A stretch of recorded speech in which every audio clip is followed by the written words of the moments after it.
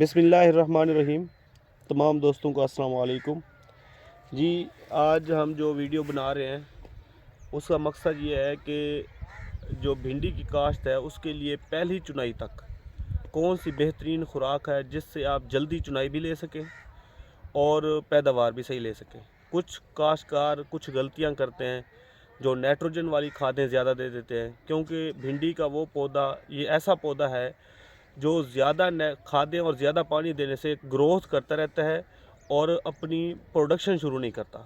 तो आज हम जो वीडियो बना रहे हैं उसमें हम आपको ये बताएंगे कि कौन सी बेहतरीन खुराक है जिससे आप अच्छी पैदावार ले सकते हैं और जल्दी पैदावार ले सकते हैं। जल्दी का होना भी बहुत ज़रूरी है जी। ये हमने एक लीफलेट मेरे हाथ में है जो कि कंपनी हाजी सन्स का है और माशाल्लाह इसमें 3 लाइनें बहुत अच्छी लिखी हुई हैं जो मुझे पसंद आई हैं। पहले तो ये है कि इन्होंने कहा है कि ज़मीन की तैयारी के वक्त खाद डालकर फिर आपने खेल निकालनी है। और ज़मीन की तैयारी में कौन सी खाद है? 1 बोरी DAP और 1 बोरी SOP 1 एकड़ में, और 1 एकड़ में छटा करके फिर आप खेल निकाल लें। इसका मतलब ये है कि नाइट्रोजन 18% चली जाएगी, फास्फोरस 46% और पोटाश चली जाएगी, साथ सल्फ़र चला जाएगा।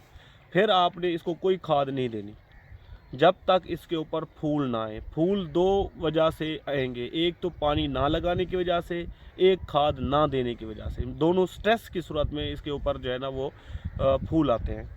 जब फूल आ जाएं, फूल आवरी तक कोई नाइट्रोजन वाली खाद, कोई किसी किस्म की खाद नहीं देनी। स्प्रे हल्का फुल्का आपने तेला, सफ़ेद मक्खी, थ्रिप्स, इस तरह के स्प्रे करते जाने हैं। लश्करी का भी स्प्रे कर सकते हैं। तो फूल आवरी के वक्त जब आ जाए फूल, तो उस वक्त आधी बोरी SOP, 1 बैग नाइट्रोफास ये दे देना है। अपने फ्लड करना है, फूल आ गए उसके तो फास्फोरस पहुंच जाएगी, ताकत मिल जाएगी, फ्रूट जल्दी तैयार होगा। और साथ ऊपर जो है ना आपने 500 ग्राम फी 100 लीटर पानी इसका आपने जो है ना स्प्रे करना है, या 500 ml लिक्विड पोटाश, या 500 ग्राम आपने दूसरा पोटाश लेनी है पाउडर वाली, या 500 ग्राम आपने पोटाश लेनी है लिक्विड पोटाश 500 ml इसके स्प्रे कर देनी है। और इंशाल्लाह इससे आपको अच्छा फ़ायदा होगा और अच्छी पैदावार लेंगे जी। शुक्रिया, थैंक यू।